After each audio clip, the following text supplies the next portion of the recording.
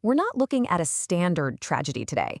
Think of this more as a psychological autopsy, a calm, detached look at a behavioral system completely breaking down. The case of Makenzie Shrilla. We're going to examine the exact moments where ordinary people quietly lose control, and they do it without even realizing it. To really understand what became inevitable on July 31st, 2022 in Strongsville, Ohio, we have to shift our perspective. The physical impact, that wasn't the beginning. Nothing feels wrong, right up until it is. We're stripping away the sensationalism here. We're just looking at how human systems process pressure, how an outcome gets sealed long before the final physical consequence. Impact is never the beginning. Our focus today is entirely on the invisible escalation, that silent momentum, the underlying decision pressure that builds right before an irreversible moment. It's really a story about everything decided before the outcome became completely unavoidable. Every behavioral system starts in what we call the normality phase. It's that period where everyday environments and calm behavior completely mask any accumulating risk. Just consider the initial conditions inside that vehicle. Dim lighting, social energy, the hum of the engine. There's this overwhelming, silent assumption that control is perfectly stable. But notice the subtle shifts happening inside that enclosed space. Control still feels stable, but speed is quietly changing their perception. Confidence slowly replaces caution. It creates this claustrophobic shift in restraint. The environment feels totally ordinary, but the danger ticks upward, unnoticed.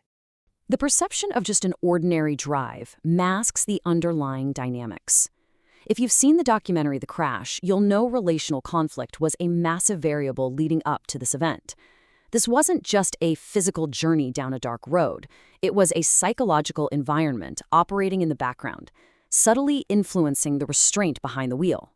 This right here is the silent escalation chain, multiple, unnoticed factors compounding on each other. Minutes prior, attention narrows. Seconds prior, judgment fades. In the final moment, momentum violently increases. It's a sequence that pushes the occupants firmly and permanently out of the normality phase. There's no single mistake. There is only accumulation.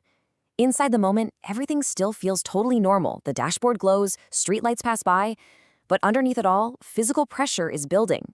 It's not one massive error. It's the silent buildup of dozens of tiny, invisible variables. So let's break down the exact psychological sequence where assumed control becomes absolute inevitability. Step 1, an initial loss of restraint. Step 2, unchecked environmental influence.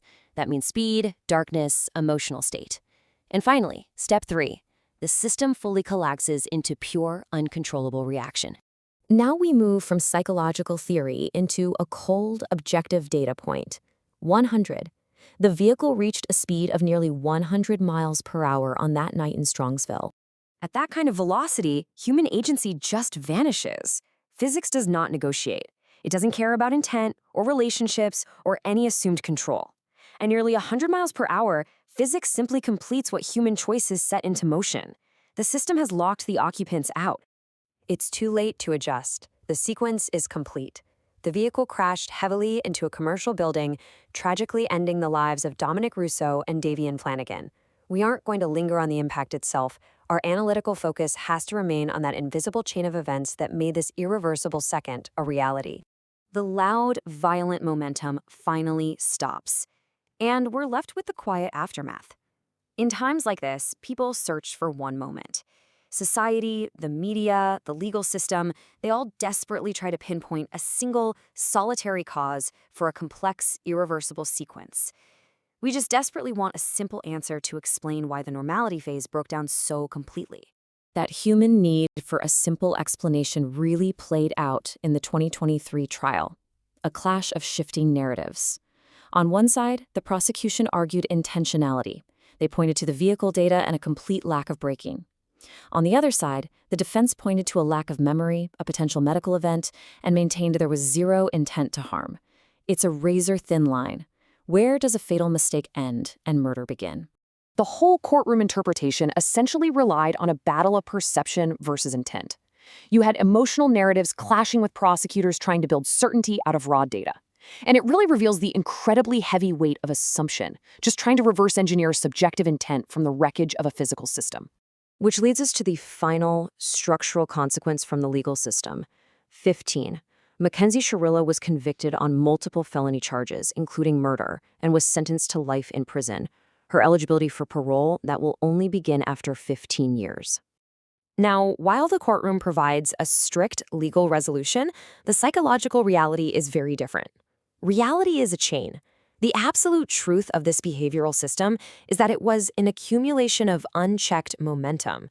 It wasn't just a moment in time, it was a sequence. And chains don't break at impact. The patterns, the relational dynamics, those small, unchecked decisions, they were quietly repeating long before the actual collision. The impact was just the final link catching tension. So, what remains when the momentum stops, when the speed drops to zero, and the legal arguments finally end? We're just left to consider the emptiness, the silence, and the irreversible consequence left behind when a physical chain finally concludes. The crash is what people remember, but everything before it is what mattered. The crash itself is just an outcome. It's the period at the end of a long sentence. Moving forward, when you look at systemic breakdowns, are you just going to focus on the final impact, or will you recognize the steady, silent escalation of ordinary moments that made that impact inevitable?